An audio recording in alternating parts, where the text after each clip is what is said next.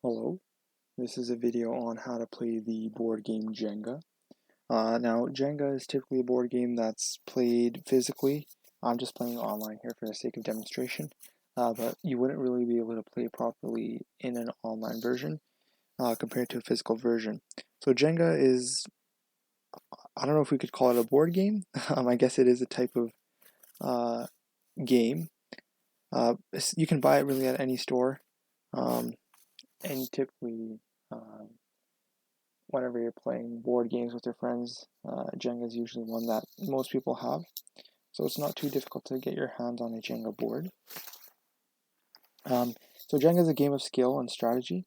The basic objective of the game is simple. You simply build a tower as you normally would. You move the blocks, and you hope that you aren't the one who makes it fall. So Jenga is played with 54 wooden blocks. So if you took the time to count these, right, you'll notice that there's 18 layers here, right? And each layer has 3 blocks, right? And 18 times 3 is 54. So you'll have 54 wooden blocks. If you're playing with the physical version, make sure you don't lose the blocks because that makes it really hard to play the game properly.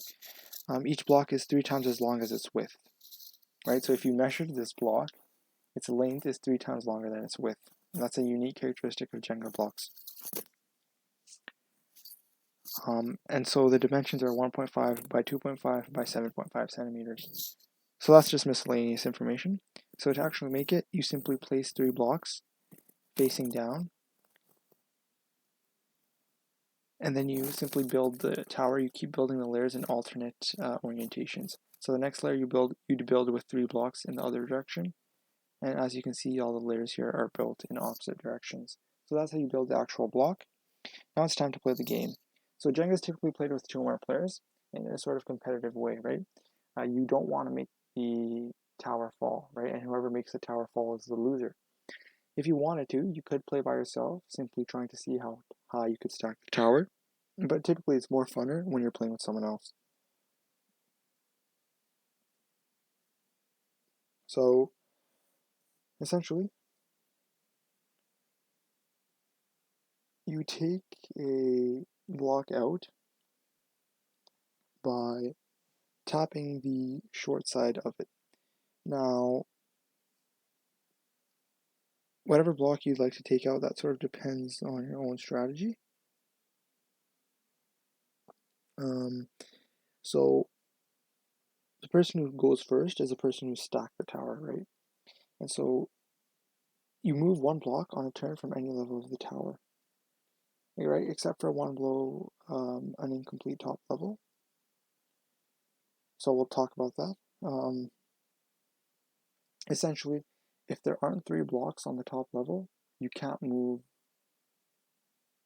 the you can't move any blocks from the second highest level, right? So that's the essential gist of it.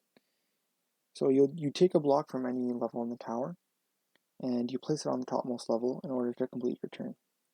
Players can only use one hand at a time. Either hand may be used, but only one hand may touch the tower at any time. Players may tap a block to find a loose one. Any blocks moved but not played should be replaced, unless doing so would make the tower fall.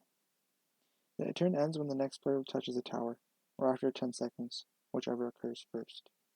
Right, so there typically is a time limit on making the move. However, when you get to the later stages of the game, 10 seconds is sort of a small time limit, so most players choose not to play with 10 seconds.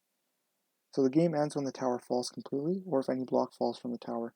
Other than the block, a player moves on a turn. The loser is the person who made the tower fall, i.e., whose turn it was when the tower fell.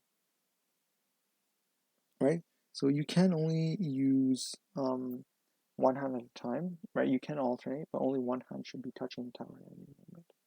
So let us see here. A good strategy is to start out from the bottom, right, and work your way up. If you start out right from the top, then it's typically hard to have efficient moves. So we'll simply tap this tower here. Try to tap it slightly and pull it out. Now that I think about it, that might actually fall.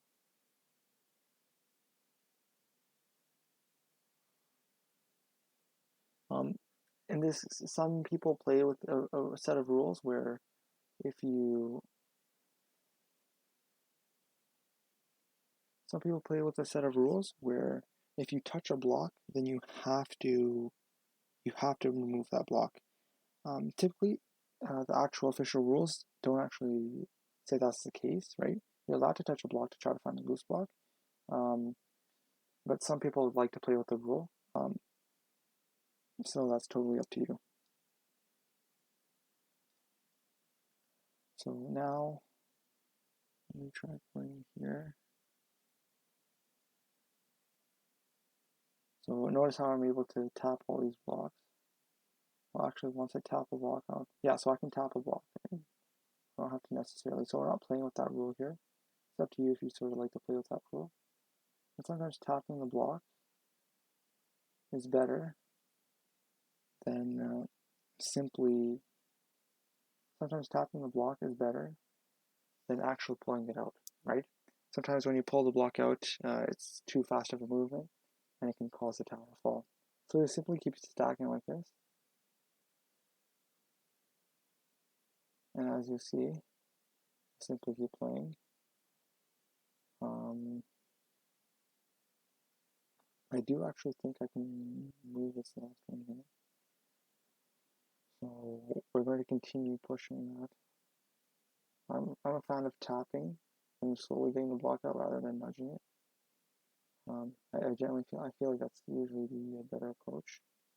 So we'll simply continue playing here. As you can see, it's very easy. You simply remove blocks and stack them, and whoever causes the tower to fall loses. So we'll play for about a minute here, and I think you sort of understand the gist of it, right?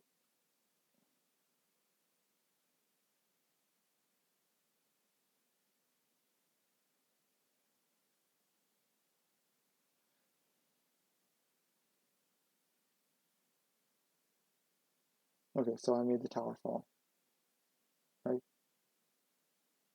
So, you know, essentially that wraps up how to play Jenga. You notice how I tried pulling it there. If I nudged, maybe would have done better. And just a quick tip, it's typically better to push rather than pull a block out, right? You want to push the block out rather than pull. It'll just generally work better. You want to try to, because when you pull a block, you typically move some other blocks with it, so that can cause the tower to fall. So that wraps up how to play Jenga. Quite simple.